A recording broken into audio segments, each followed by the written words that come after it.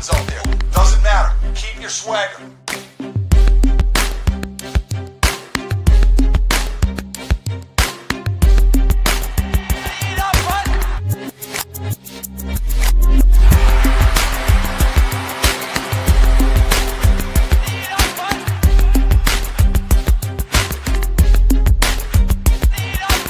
Keep your swagger.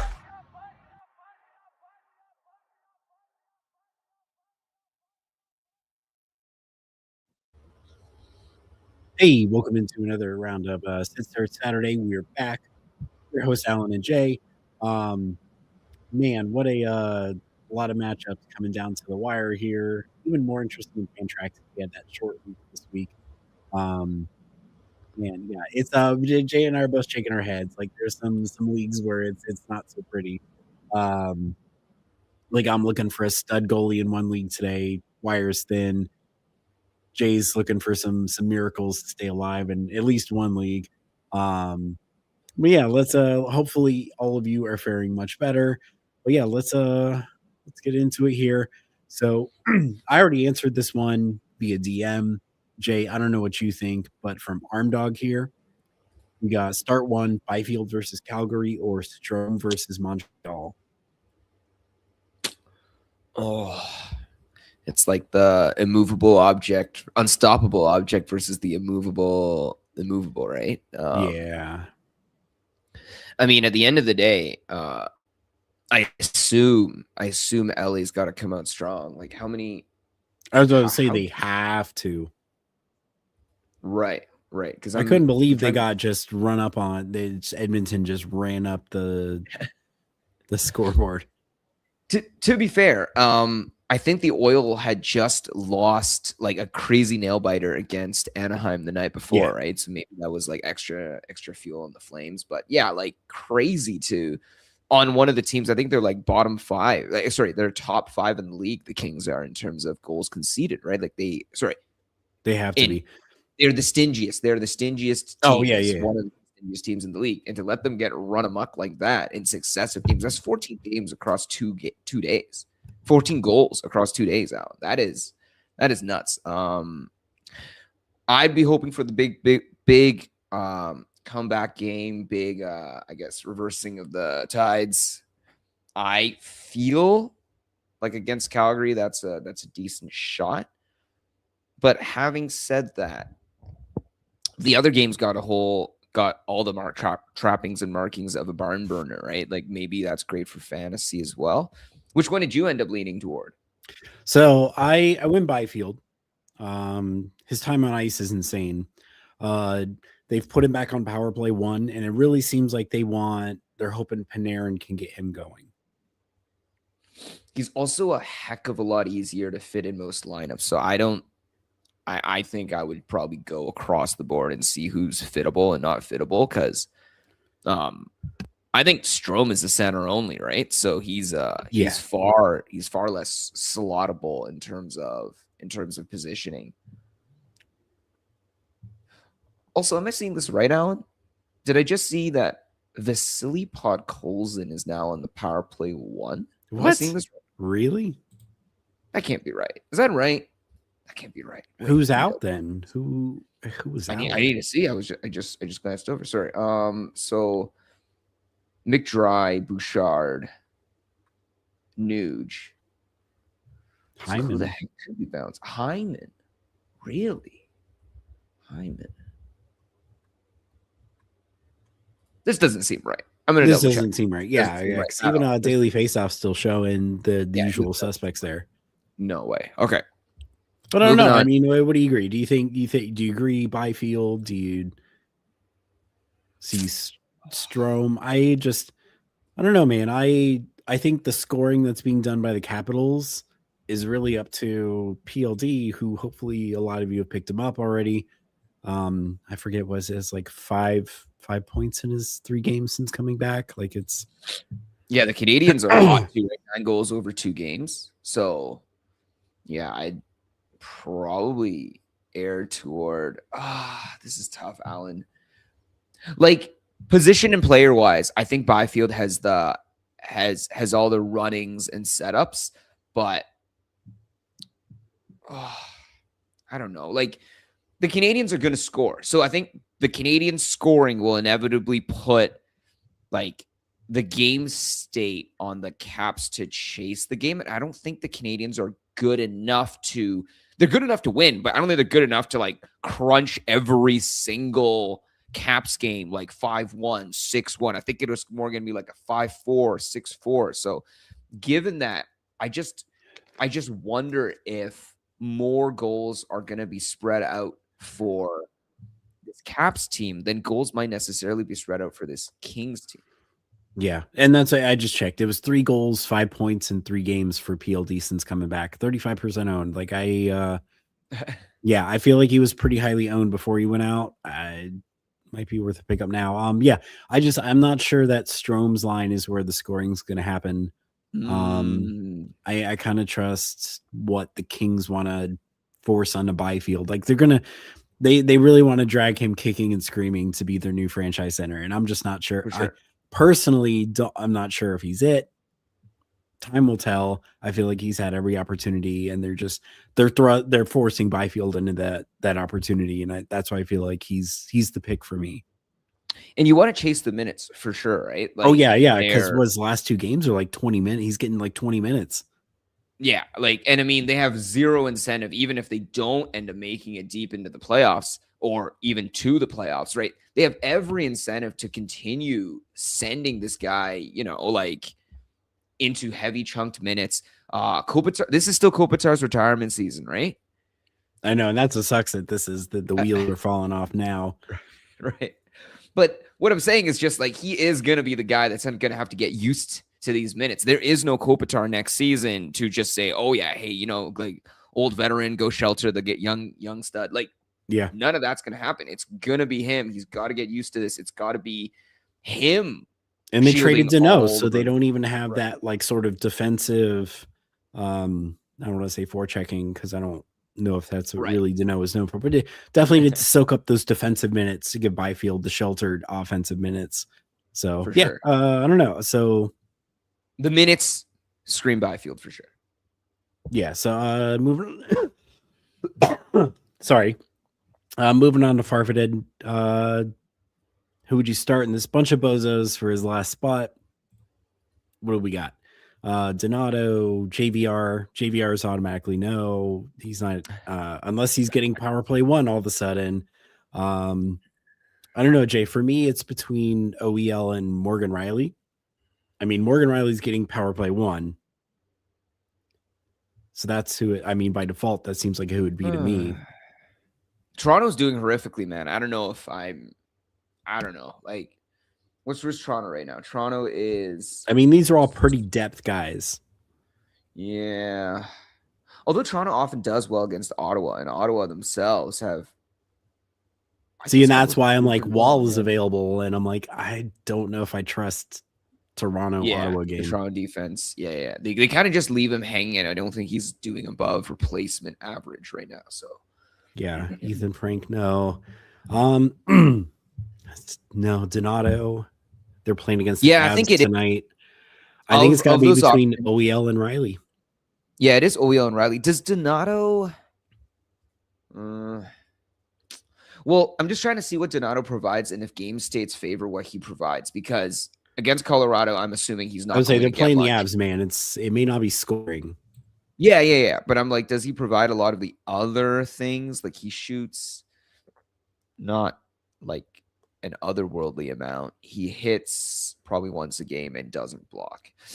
Nah, I think just go Riley and OEL and hope the odds. I'm assuming Riley is the red maple leaf. Red maple leaf. Sorry. Clarify for me. Yeah, because his options down here. I mean, obviously he's got Habs logo, Blackhawks logo. Sorry. I guess it's either it must. Oh no, was this leave Matheson in? Interesting. There was no Habs. No, there's a Habs one. Yeah, were they just Matheson. Canadians that enjoy. So he's looking at. No, because he's got 2 Maple Leaf players, OEL and Riley. So but there was already a Maple Leaf, no?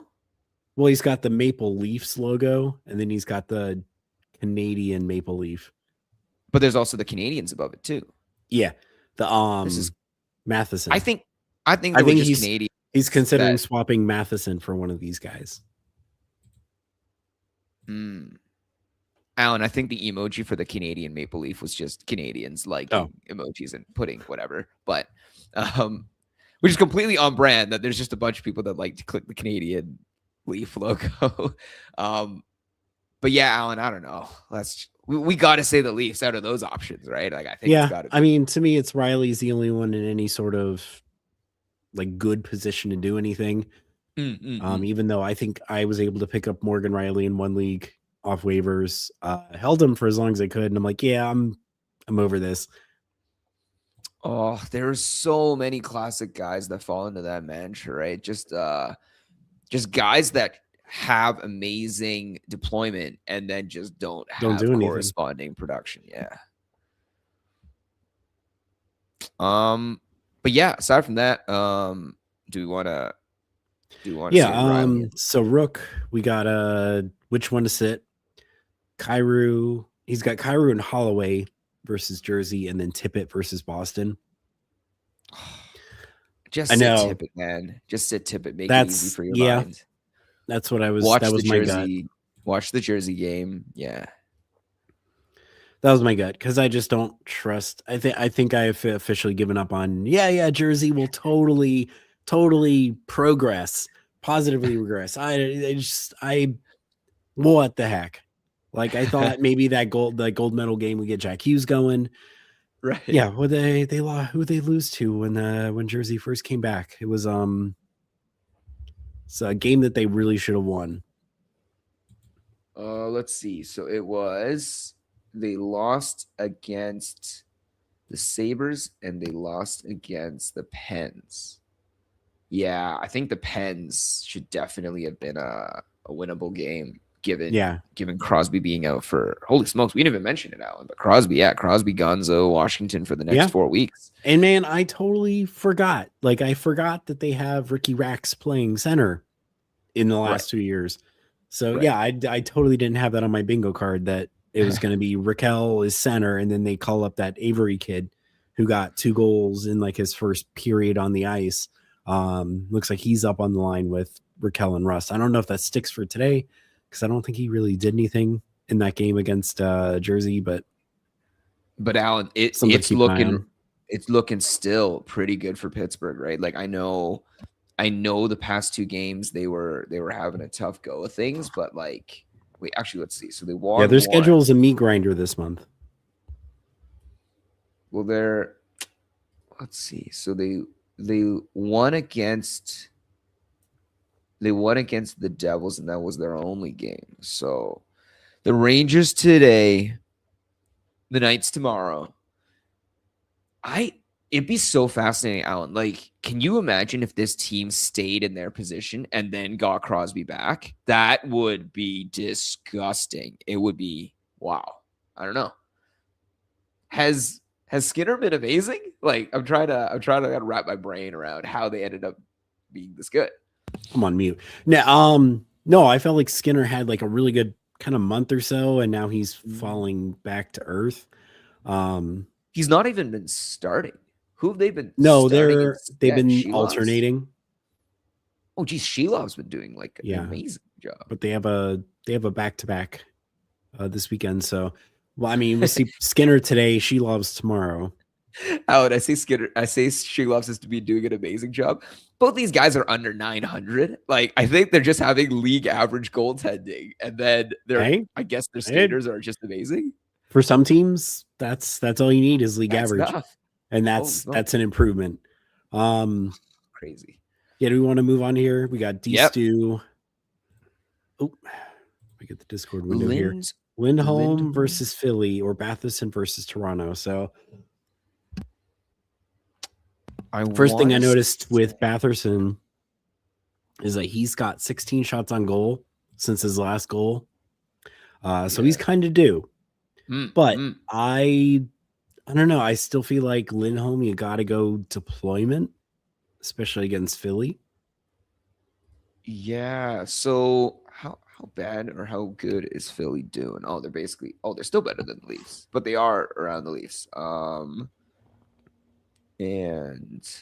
on the other side, Lindholm.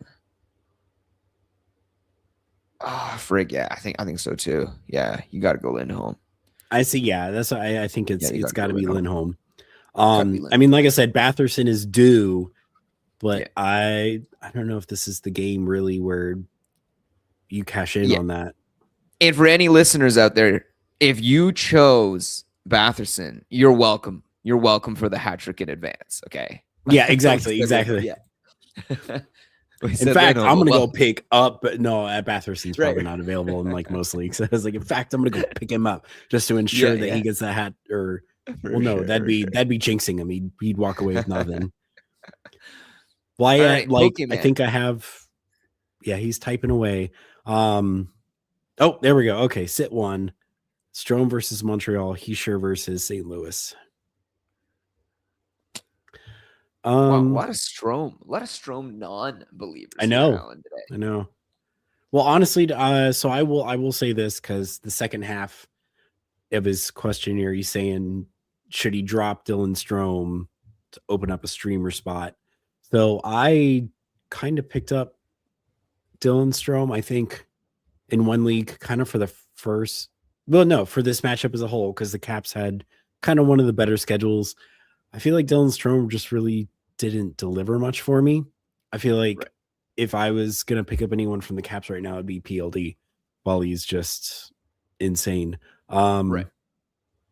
So yeah, I would say, especially if Strome is 2 games next week, you're kind of in a position where you're fighting for that bye, you're fighting for a playoff spot. Yeah, Strome, I would say Strome is expendable at this right now.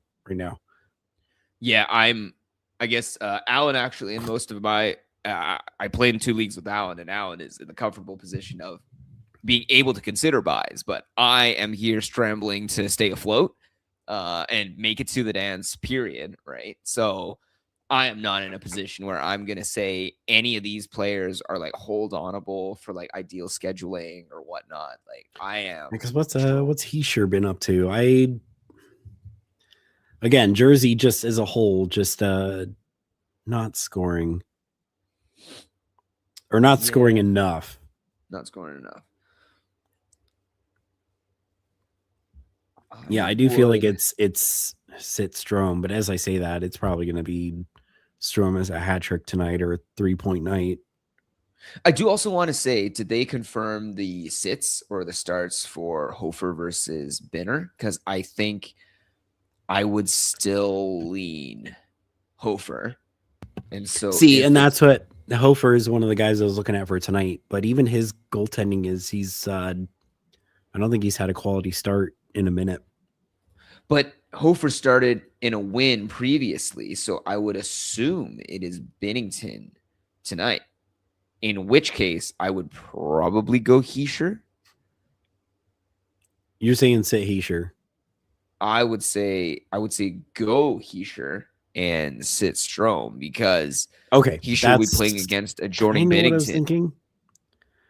And again, like we said earlier, I think if the scoring comes from anywhere on the Capitals right now, it's just PLD. It's on fire right now. Right. And are they really still running off that line of like Strome, Ovi, and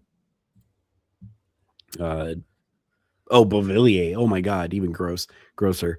Yeah, why are they still running Beauvillier top line? Connor McMichael third, like I don't know. Maybe that, you know what? Maybe that's not a bad line right there. McMichael sort of Leonard. It's not a bad little third line. So they just really don't have like another top end player to kind of help Ovi get to the puck. Well, it is Josh Wilson, not Josh, jeez, Tom Wilson, but he's on the second line. He's that second line has just been feasting Protas, Dubois, and Wilson. Right. Well, Protas has always been a confusing player where he gets so much 5-on-5 opportunity. It doesn't seem like he loses a ton of minutes as well, but then he plays all of that just on 5-a-side time. he's averaging 18 minutes, Alan, and he's not getting special teams on either end of it. So, anyways, yeah, I would say probably leaning Hischier is where I'm going. I'd probably Play say Hischier or sit Hischier. I would play Hischier. I would sit Strome. And then the other one is, yeah, it depends where you're going, Pokemon. But next week, Strome's got 2 games. Yeah, like if you know in advance, yeah. And I like guess it they're- also depends on like, you know, who you're, well, I guess just gaining the games played is an advantage itself. Yes. Each week. Yes. Because next week has Yeah. fair There we amount go. of There we pretty go. We decent games. also have actually that gorgeous looking deck. Yeah. Grace. The winner is hitting out. The winner is hitting. Oh my goodness. Yeah, but I would 100% look ahead to next week's schedule because we have a fair number of teams that even if they don't have the 4 games. Monday, Wednesday, Friday, at least the Monday, Wednesday, just to give you a little extra oomph to start the week before you segue out and get a games played advantage. So, like early pickings, but I'm looking at Carolina, Detroit,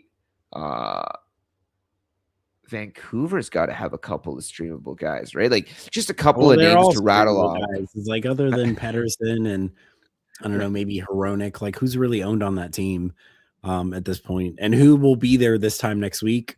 Who knows? Point taken. Yeah, especially given next week being the trade deadline as well. Good point, Alan. But yeah, aside from that, I would probably say Strome on a team with. That's the thing, though, Alan. Like, if you drop Strome, does he come back? Let's see. Because Strome's got 4 games in week 20. And then he's got, on week 21, 3 games. So I think it's possible he comes back around if need be. Especially if it continues being cold, right? Because no one's going to pick him up if he's cold. Agreed. Yeah, I would do it. I would personally do it. He doesn't even have 4 games in week 22 either. So, yeah, his playoff schedule is pretty mid at best. Move on to ad drop here. So non-parallel ad 1, 10 team Cats League. That's why I'm like, man, like half these guys are freaking really good. It's like I wish some of these guys were available in some of my leagues, and it's like okay, that's why. Right. Playoff weeks 22 to 24. Dude, I'm leaning Landeskog or Holloway because I know Abs and Blues have kind of the best schedules, or well, 2 of the teams that have kind of like the best schedules. Kyrou. Maybe he moves, maybe he doesn't. So week 22 is the week where everyone has a shitty schedule, right? Except for the Rangers for some reason. Weird. So yeah, just very bizarre. In fact, Ottawa has a half decent schedule, not because they did anything different, but just because Ottawa is playing on the Monday against the Rangers. Oh, I realized every team that has a game is just a team that is playing the Rangers that week, basically. It's a horrible schedule, Alan. Are there any Rangers here? Kyrou, Holloway, Dubois, Duchesne, Landeskog, Mantha? No. Okay. Unless one of these people get traded to the Rangers, I don't think so. Ooh, no. All these guys seem like at least like veteran guys. No, if like the Blues, if any of those guys go anywhere, it's to a contender. Yeah. Duchesne's not going anywhere. Landeskog is not going to go to a bottom feeder. No. He's the captain as well. Mantha, I don't know. It sounds like there's been discussions because he's on that 1-year deal, but I don't know. I feel like he's he's having one of the best seasons of his career on the Pens. Yeah. I think they would hold on to him. Anywhere. Unfortunately. Maybe he signed somewhere like in the off season for a good 2 to 4 year deal or something, but I don't know. Unfortunately, they are not aware and playing for our fantasy hockey schedules for week 2022. I don't know. Um, I'm feeling Landeskog, man. I just feel like as long as he's healthy, I mean, even point proven first game back, Landeskog was seeing line one. Was he seeing power play one? Probably. I don't have a strong argument against you, Alan. Like the only other Yeah. player that kind of fits into a similar category might be Duchesne, but I don't think he gets the deployment. I feel like part of his deployment right now is that they're down Hintz and Rantanen. I mean, Hintz will come back first, but it's losing Rantanen is huge for that team. Yeah, I don't And think I the ju- deployment justifies him over a Landeskog, especially with Yeah. Landeskog's ceiling.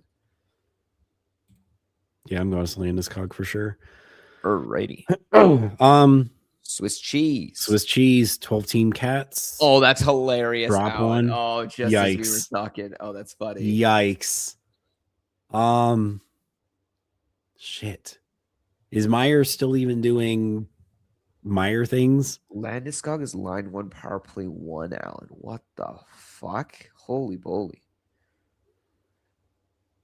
Line one, power play one. Not to be fair, this was always the confusing line, right? Where Colorado still had like a bottom five or bottom three power play, right? Despite their firepower. Right. And on the flip side, Timo seems to have been downgraded to power play 2. So it might be a little more of a argument. Sucks. I especially at this point in the year, because it'd just be like, we'll just trade him. You can't. Depending on when your trade deadline was, you may not be able to Right. trade him anymore. Right. Shit, like Landeskog, I feel like it's going to get you the points. Yeah, this is huge in terms of that new deployment, but let's see. Did anything happen with it? Well, yes, he's getting over. You got 21 minutes against Mini. I mean, they lost still, but yeah, 21 minutes against Mini. It's incredible. What's Timo getting?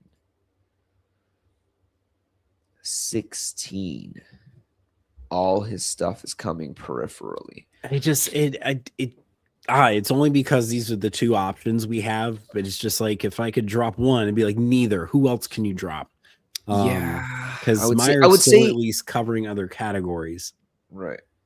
I would definitely say if he's considering dropping one of the two, then he's probably in a good space. And I would also say I'm only saying this keel toward the new Landeskog deployment post-Olympics, where it seems this guy's getting way better deployment, almost like the 2022 Avs. 2022 Avs Landeskog. At which case, do we think that's really possible? Landeskog's not that old, right? Landeskog, no. I want to say 33. Oh God, let's see.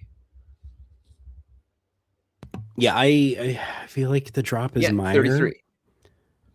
Just because Landeskog will probably give you something pretty balanced, and the Avs are actually going to score. Like I feel like just Landeskog's deployment is too good, to drop him over Meyer. It just I hate these choices. Yes, which is I would really say like 12 teamers. Do we really think there's nobody else that you could take out? Well, I wonder if he's got someone coming back off IR and has to drop one. Maybe. Yeah, I don't know. I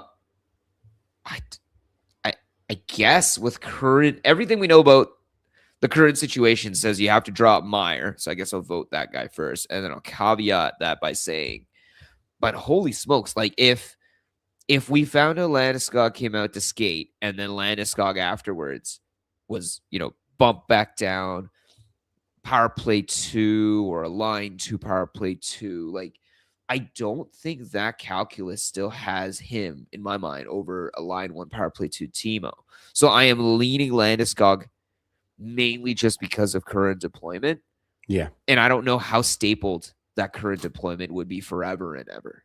And just, oh man, I don't want The Olympics skew like everything right now as far as trying to Yes. look back. Like I'm like, what's Jersey shooting percentage right now? And I bet Right. it's still just one of the lowest. Right. Yeah, I don't know, man. I don't know what happened to Jersey this season, other than Jack Hughes slicing his hand open because he was left unattended. I don't know, man. I mean, to be honest, like I think reasonably speaking, with the Olympics win, this season is a success no matter what. I think this really just means looking into next year, like Jersey players are going to fall, and you should be able to get them at good value. For sure. Agreed. Because that shooting percentage, you can't carry that over and have it be that No. bad. No. But yeah, Shall we drop go to the two. drop two. Yeah. For me, like, and I don't know the scoring here. I feel like Chinikov is the hold of one of these four. I'd say Gritziuk and D'Angelo. I mean, without knowing his scoring, like I wonder if he's in some kind of like categories league or something. Steve's still has value for like peripheral coverage and stuff. Sorry, Steves. This is Alex Steves. I'm assuming the Boston Steves, which I think is Alex. Yeah. Okay. Wait, it's got to be Steves, right? Okay, As a Steves is drop? number one. Yeah, it's got to be one of the two first. No, we're dropping. You think drop Steves? Well, okay. All right, so D'Angelo's definitely a drop. I think we both can agree on that. Right. But yeah, I'd say it's between Gritziuk and Steves, but without knowing his scoring, But Gritziuk is getting at least like 15 minutes a night sort of thing, right? Like Steves is still averaging 10. Like this is like, I mean, I'm not saying Steves couldn't have a comeuppance, Yeah, I didn't think about checking time on ice. I'm just like, what's Gritziuk even do if he's not scoring, which all of Jersey is just pretty much nothing. Snake bitten, gypsy curse. Right. I don't know. Right. Yeah, I don't know. Like, I would just say it's not also about the drop. Okay, and I think Chinikov is untouchable, Alan. I think Chinikov, you just got to let him sit there and hope he gets the goods coming back to him, right? Like, I think you can't. Oh man, so I gotta say, it probably as a Leafs fan, you probably have a special perspective on this. What a job Dubas is doing with the Pens this season, man. Like, what is it? They have like 28 picks in like the, I don't know if it's next draft or next 2-3 drafts or something. Like, Dubas is cooking, as the kids say. I mean, and it's just like, what, where was this on the Leafs? But I guess you had less runway to work with. It's also different because playing for, some people said it before, and I agree, which is that when margins are so thin, and it is in this league, people will kind of oversell, overshoot, and overreact to little parts.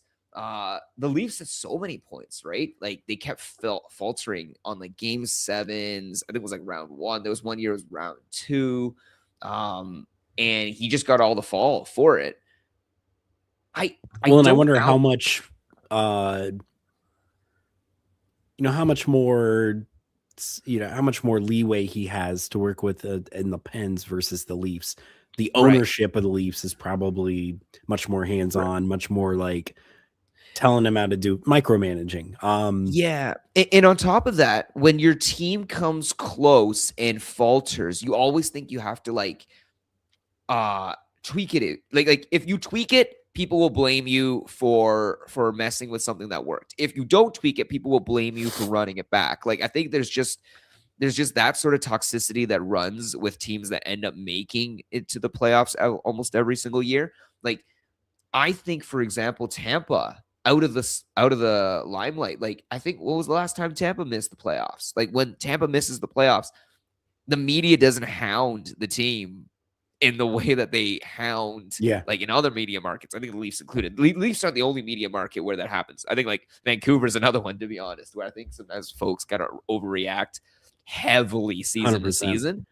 And in truth, sometimes the players or whatever happened, an injury or something, you just let these guys gel, let these guys, like, if they were injured, they have more time in an offseason to recover, and next season could come really, really strong. So I don't know, like, you have a huge benefit when your team is out of the playoffs. Your guys go out, they can actually recuperate, they can actually recover. You get better picks, you get more time for your guys even to gel and bet in. And, you know, like, the next season in a razor thin margins, that could be enough of the difference for you to make it. Well, why is Florida doing so terribly right now? Where are they? Like, they won and then they lost. Florida is not going to make the playoffs the same way. The Leafs aren't going to make the playoffs. You know what I mean? This is the Stanley Cup champion for the past 2 seasons and the Stanley Cup finalist for the past 3. I can't believe they gave Buffalo that goaltender interference call a couple nights ago or a night ago. That was insane. So yes, apparently you can push the goalie's glove and that you're good. You're good. It is. Anyways. Anyway, we talked about all like the roughing and all that, but like the point I was trying to push was simply that it is such a taxing setup that at the end of the day and then the end of it all, it is not really possible for teams to make it deep every season without some sort of mini retool. And the Pens probably display it the most. I don't think they have crazy pieces that, like, okay, Skinner and Jari aside, it's not been like crazy core skaters that have shifted. But Alan, they're second in the Met this year. It's been 60, almost 60 games.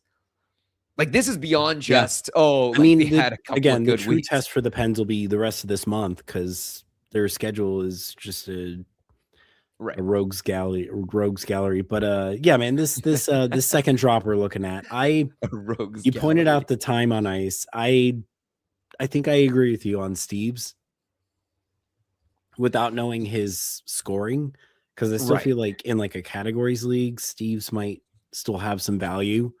I just don't trust Grizio because he's a rookie. So he might be on line one day. He might be a healthy scratch the other day. I feel like Chinakhov is the only player he should really hang on to, and the rest streamer spots or something. Jari, like, Steve's has 2 points in his last 2 games, and he hasn't scored in the 7 games prior to that, right? Because he's getting 8 minutes of time on ice. Like, you know what I mean? So honestly, Brad, is that? I don't even know. So honestly, Breadman, going on his questions. I have dropped Jari, and I think both the leagues where I was faithfully holding him. Depending on who's available, I wouldn't blame you if you did the same. I don't think Edmonton's problem is the goalie. Like, it's how many goalies have they made look like chumps this season? And it's one of those, if everyone around you is the asshole. Yeah. At a certain point, you got to start looking at mirrors. Who knows how long it'll take for, the rehire of Paul Coffey to actually start generating good defense in front of whoever's in net. For sure. But bench 2. So there's 2 ways to go here. One is the diversification route, which is bench Nichushkin, bench Landeskog. Don't watch the Chicago game. You have all the other games to watch. And then you have your spread out, production all around. I say that's one option, but I don't actually believe in that option, Alan, because I think I really want Colorado sweepstakes against Chicago, if anything. So I would say those 2 are your guaranteed starts. And then I would look at the other guys and go, like, which guys jump off the page to say, yeah, I ain't going with that guy. No, if I'm benching either of those Colorado players, it's Nichushkin. Right. But I'd probably just start both of them, like, against the Chicago. Like, yeah. Even if Spencer Knight's in net. I mean, Knight could steal that game. That's entirely possible. But they could pepper him like crazy. And he could be like a salted steak. You know what I mean? Like, it would be delicious. I think the name that sticks out to me, Alan, the name that sticks out to me is Snuggerud. Snuggerud has got to be Yeah. benched. Yeah, okay, yeah. First. Even though it's Um, Jersey, and Jersey's going to let some in, Wait, Alan. No, we especially got if the they play answer. Then. Markstrom. We bench Marchman. Oh shoot! It's not. Oh, possible. see, he's already okay. So he's got Jack Hughes. So he's got a Hughes Brat stack. He's got a Hughes Brat. Yeah, then then you got it, man. Just bench Marchman and Snuggerud. Oh, and he's got Marchenko. Okay. Yeah. Snuggerud and Marchman, and then bench those two guys, and then go heavy concentration into Colorado and in Jersey. Yeah, because I know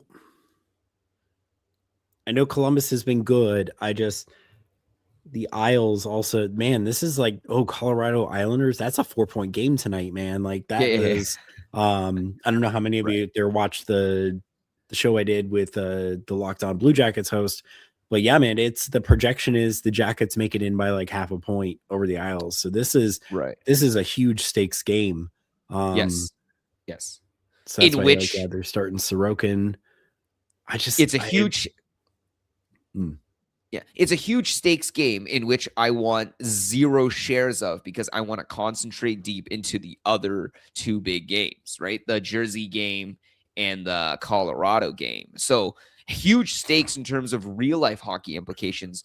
I don't want shares of the game to be diverting from my attention when I'm watching, I guess, with my Jack Hughes, which my that's why I was thinking like Nichushkin is probably expendable here, is you already have Landeskog.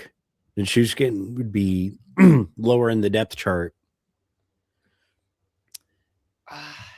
For diversification routes, I agree. For concentration routes, I would just stick with Nichushkin and Landeskog. So you're thinking, I'm sorry, what'd you say? So we said Snuggerud and you think bench Marchman? I would say those two if you're going to just concentrate on 2 hockey games. I feel like Marchman's been too good lately, though. Well, not hugely good, but he's pretty consistent. But there's 2 arguments to go for either the concentration of game watching, and then simultaneously there is maximizing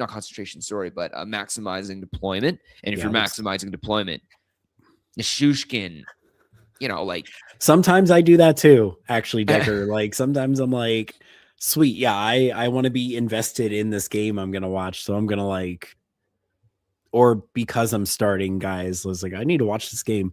Well, the reality is, like, when Decker, like, just responding to what you're saying, it's a maximizing of your own time, which is your most precious resource, right? So at the end of time, you're going to have to determine, hey, does it make sense to switch from stream to stream to stream afterwards? Like, I know even some guys that are doing it based on like, this guy's got the early window and I want a game to watch on the early window, like late window and all that. And I'm like, that's nuts on the other aspect. But reality is, if you have guys that are on the same, I guess, like watch window, correlative scoring is a thing.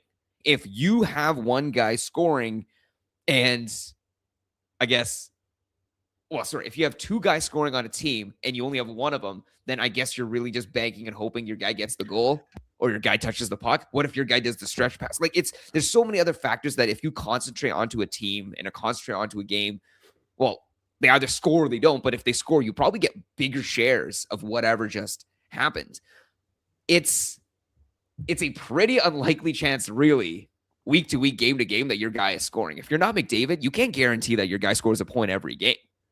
All right, so even if we say, here's what I'm thinking. So if we're between Marchment and Nichushkin, here's what I could very well see happening. Colorado gets an early 2-goal, 3-goal lead, right. So they back off playing those top line guys like Nichushkin, and they're playing the 3rd and 4th line guys more, just because you don't want to run up the score too much. It's considered bad form, right? But I feel like the Columbus Islanders game could be close the whole way through. So both teams are going to be playing their better lines more, especially if Columbus falls behind. Yeah, I almost feel like it's Nichushkin might be the bench here. No, I don't deny that that could be a potential game state. I'm just saying right now at the same time, Nishushkin is line 2 power play 2. Right. He's getting like 15 minutes average, like the past couple of games, 15, 16 minutes. I was even wondering if those minutes tuck up, given that game, if it is a high stakes game as a line 2 guy, he's going to be playing more. And then if it's a low stakes game, he's not on the top line. He's still going to get decent shifts. This is why I hate this. Like sometimes it's like, all right, so let's say Tampa scores like 3-4 right off the rip. Well, I have Kucherov. Kucherov didn't get in any of those, so he's just riding pine for most of the game. Yeah, and I get nothing out of him. Even if they're just dumping the like puck 1 or 2 more. They're just chipping 15 to 10 seconds off the clock. I know what you mean. Yeah. Yes. See, this is, and I really don't. I feel bad if Chicago gets steamrolled like this, but I truly feel like, yes, this is probably on paper the most likely outcome, right? Colorado wins like 5-1, 6-1, 6-0, and then Islanders, Blue Jackets will be like 2-1, 3-2, 1-0. And I do think if we're talking about 4 potential game states, right, where we're saying that Columbus or the Isles is going to blow the other team out, I think that's a very unlikely game state. And I think the game state in which either team is marginally ahead in all of the states, regardless of if the Isles or if the Jackets are ahead, I do see Marchment playing more in both game states. So maybe Alan, you've argued me into it. Yeah, I do think. Yeah, probably Nishushkin is the bench, and Marchment could be the guy. Well, it's only if like I said, if Colorado runs up the scoreboard early, they're more likely to sit like the Landeskog's, the Nichushkins, the Lekkonens. This whole conversation is just you're welcome in advance to any Nichushkin and Landeskog owners for their inevitable hat trick later today. But yeah, well, it's good because I have Landeskog in a few spots. Like, right. So you are welcome in advance, but also, we will say, I think starting. How do we freaking reverse jinx the Blackhawks and they're gonna shut out the Avs like 1-0. Oh my goodness. Hey man, like I still think that was genius of the Blackhawks. They bought low on Spencer Knight, and he has just been unreal for them, given where they are. Like in 2 years, well, I mean, he's their franchise goaltender right now, but 2 years, man, like he's still should be good. The team should be that much better. For sure. Do we want to see what Pokemon was talking about back there in the man? We really. No, it's good. It's good. We'll check. All right, so next week we're looking for the best ad. He's looking at Patrick Kane. Yeah, Ben and Bork, because Duchesne's gone. Yeah, Duchesne would be, with everything going on in Dallas right now, I'd be like, if you can grab Duchesne, he's no Rantanen, but he's probably the next best guy on that roster. Yeah. Looking at McMahon or OEL, and then pivot to a Ducks player. Landeskog, Fantilli, or Besser.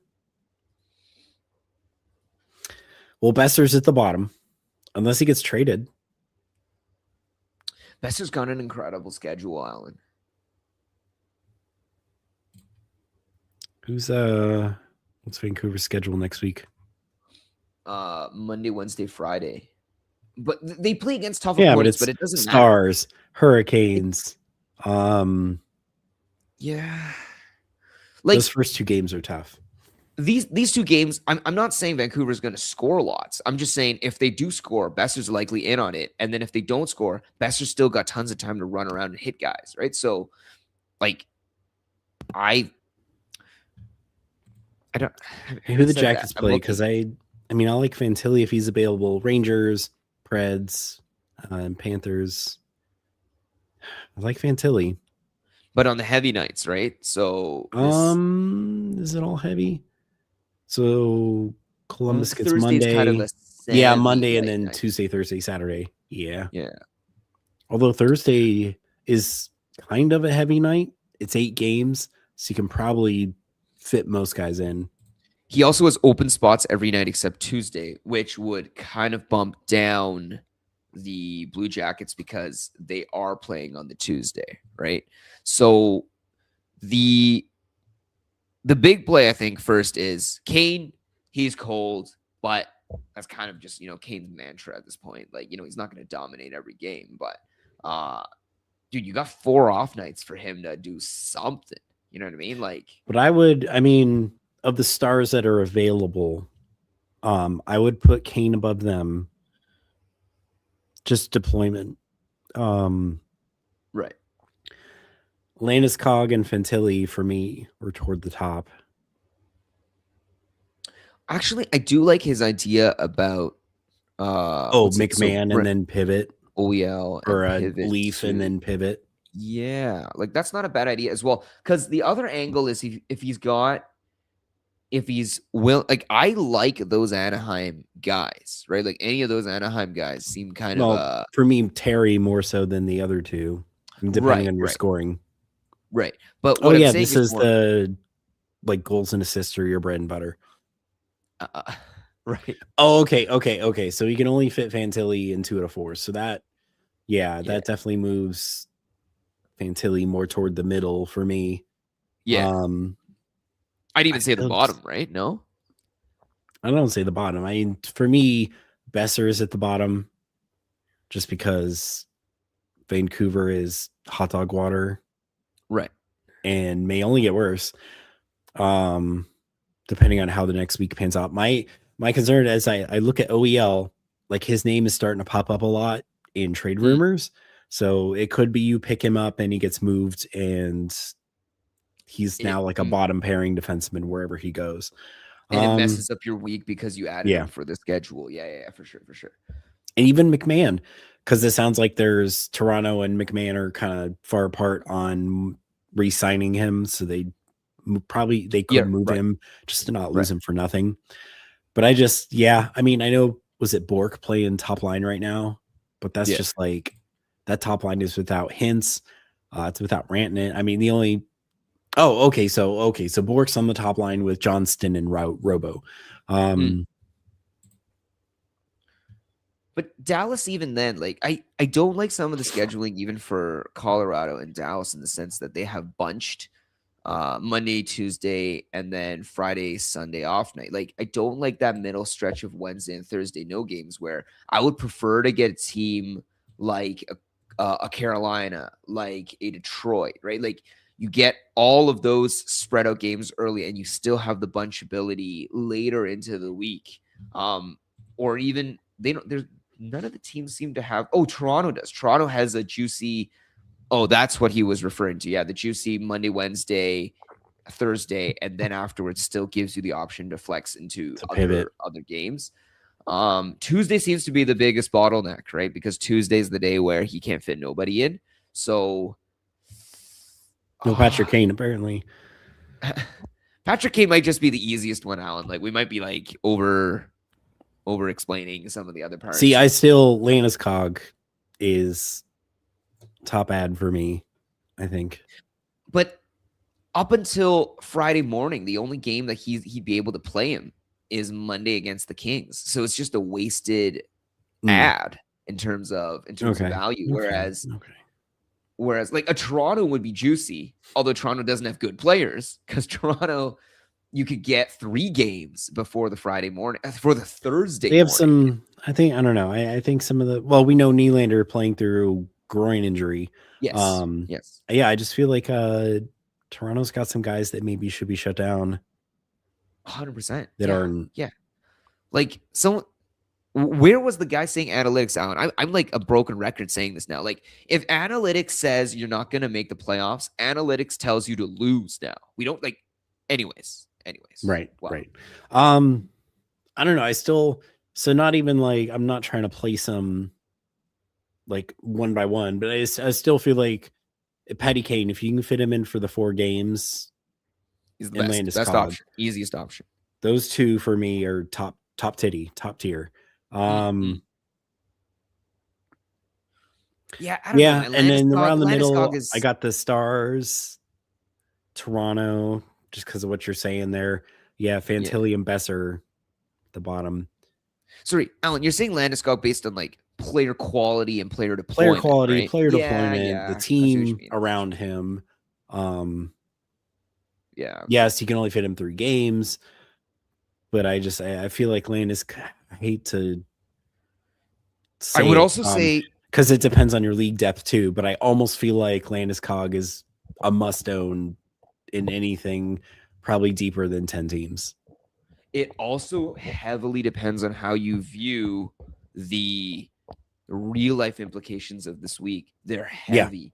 The Avs are playing Dallas and Mini. Aren't they the 2 teams that are chasing them? Yeah, they are. Yeah. They're the 2 teams chasing them. Like, these will not be games where they are resting guys. These are not going to be the games where they're going to take like an extra shift off. Like, these are the differences. Looking at Toronto's opponents, I am becoming more of a fan of this Toronto flip to Anaheim, because they play Philly, they play Devils, they play Rangers on Thursday. Yeah, I hate to say that Bobby McMahon is your way to go, but it would suck to pick up one of those 2 guys, because those are the 2 guys that, like, why would they shut Landeskog down? Like, he's been fine. Like, he was injured, but I feel like it was the same injury that Jarvis had, like right before, and Jarvis came back. He's okay. Landeskog played at the Olympics. They might shut him down. Shut Landeskog down. I don't think he's hurt that Alan. Bad. Like, it's also bizarre because looking at the teams that are dominating the Central, Colorado's kind of like what was that movie with the big red car? Is it called Cars? Is that the movie? Like with Lightning McQueen? Lightning McQueen. Ka-chow? Yeah. I didn't watch many of the movies, but I do remember there was this one scene where aren't like the other cars like really quick, but they're behind him. And he's like got a huge lead, but then he's kind of like, bouncing his way to the finish line. The team that's bouncing their way to the finish line with a huge lead is the Colorado Avalanche. Like, their last 10, they're 4-5-1. Mini and Dallas are like 7-8, 7-2, 8-2. You know what I mean? Like, it's like the other 2 teams are racing forward to end this season. And Colorado is like, sitting on their haunches. Like, they're sitting back in the sense that they have banked so many points, but they're not playing amazingly now. Oh, yeah. Okay. So, yeah, I mean, if you play all the way to the end of the season here, I mean, could they rest Landeskog? Yeah. I feel like Nathan McKinnon will not let himself get rested. No. Aren't they fighting for the wait, what's the oh god, the Hart is the one for the best player, and the Art Ross is the one for the points. Right, Alan? Yeah, that sounds right. I always get confused too. He's 100% trying to chase. Holy smokes, Connor McDavid is at 100 points already. Holy moly.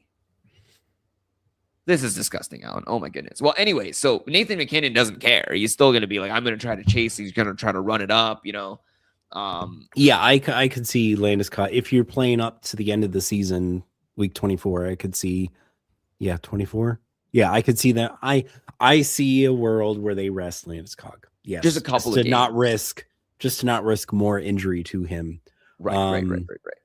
But no, Jay, yeah, I kind of like what you're saying, that we may, especially Toronto, given who they play, that might be the way to go here, is Toronto for that first half of the week up to Thursday, and then pivot. It's just unfortunate that Toronto's the only team, because I don't think Toronto actually is a great team to stream from. No, because it's like, even nice. Let's say they trade, both those guys tomorrow. It's like, who? Right. Oh, okay. Week 23. So yeah, I still think Colorado's schedule is sneaky good for that final week. Yeah. I have to go. Unfortunately, Alan, I am not in a headspace and capacity where I can think that far ahead in advance. I am trying to survive the day-to-day machinations of the rank 5, rank 6. I'm almost wondering if I just need to make a copy of like the notes for a playoff show and just throw those out into the abyss for everyone, because I feel like I'm answering this same like couple questions It is lately. Is so like, hey, my playoffs are this way. Like, who are the teams? It's like, guys, like we had an entire show where we went over this. it is so true for strategy that at the end of the day, it takes skill to win your season. It takes luck to win your season. It takes somewhat probably like a level of skill to get to the point where you're making playoffs. But once you are in playoffs, like it is such an outsized importance, Alan. Like all the weeks where I'm like, oh, day to day, you just kind of slot another guy in. A day-to-day guy in your playoff week, if he's my top dog, I am toast. That's about it. Lights out. Oh man, it's horrible. So yeah, who do we? I mean, what do we do? We still think maybe the half and half is now like top tier. Well, the number one, if we're just ranking them, it really goes. I'm Patrick still Kane. Fantilli and Besser basement. Yeah, for sure. I think it goes Patrick Kane. He is far and ahead above everyone else, head and shoulders. All these other arguments about guys, they all have the same issue, right? Like Jamie Benn, Bork, Landeskog, you will not be able to play them for the Tuesday game. So if they can outproduce in 75% of their playable games in the week, good on you. Aside from that, go Toronto, grab the other guy. You're min-maxing and you have potentially a higher ceiling, but it's more convoluted than the Patrick Kane. What if somebody else picks up a duck on Wednesday and then your entire strategy falls kaput? Right. So well, that's what I do like how he has multiple ducks. I would go between Terry and McTavish. Yes. So, I mean, it really goes Patrick Kane and then that Toronto and then Anaheim strategy. That's your top. And then everyone else for 3 games at bottom, I would say Landeskog is probably your top 3-game guy. In that tier, and yeah. Then like Jamie Benn and Bork and, anyone else that's available from those teams as well. Or I wonder if since they just put Sagan on like season ending IR, so they get his full cap hit back. Rantanen is out for several weeks, so they get some cap relief there. I really wonder if they just go big game hunting this week, Dallas. Oh shoot! I didn't even think of that one. They almost have to. They almost have to. Yeah. But Alan, who is? I know who they even. Who's like the top right wing? Available? Like what? Alex Tuck. Do they take a chance on him as a rental? Maybe they're able to sign him in the offseason. Is this available on Puckpedia? Like, no, big game hunting. Like, I'm 100% Alan. You're spot on too. Like, how we frame that Puckpedia? And we're over on time, so we save this for like tomorrow's show. Yeah, but for sure. This would be a good discussion to continue tomorrow because I definitely did want to touch on Dallas, and their situation. Alan, why is he always? It's always this bad. You know who it is? Who? Nick Schmaltz is supposedly an impending one UFA. of the big game. Yeah. Oh my goodness. They're not going to do it. They're not going to. But I mean, he's been too good for them this season. Like, but I guess that's how it works. Contract year. Darren Radish. Yeah. Less than $1 million. Pending UFA. Don't remind me. Don't remind me. Anywho. I don't know what's going to happen there, and it scares me. They have to ride him. They have to ride him for well, not just this season, but push. What happens after this season. Oh, come on. Because it's like Hedman and McDonough are getting long in the tooth real quick. But has Tampa Tampa has always been franchise over player, right? Like they trade a captain, you know what I mean? They not re-sign a captain. You can't. Yeah, they let Stamkos walk. That was yikes. And that was big. And that was big and proven to show almost that it was better for the franchise. Anyway, I'm just saying, if it was a good contract, Tampa would have signed it yesterday. And if it's a bad contract, he sails out in the ocean and probably does terribly for some. They could be waiting till the offseason, but they have to have 100%. Started something. Negotiations of some sort. But yeah, anyway, hopefully that helped you Turnberry, Pokemon. But yeah, we'll end it here, and then we'll be back tomorrow at some point for week 19 script. But yeah, good luck everyone today. Hopefully we reverse jinxed the correct players for everyone. But we'll see you next time.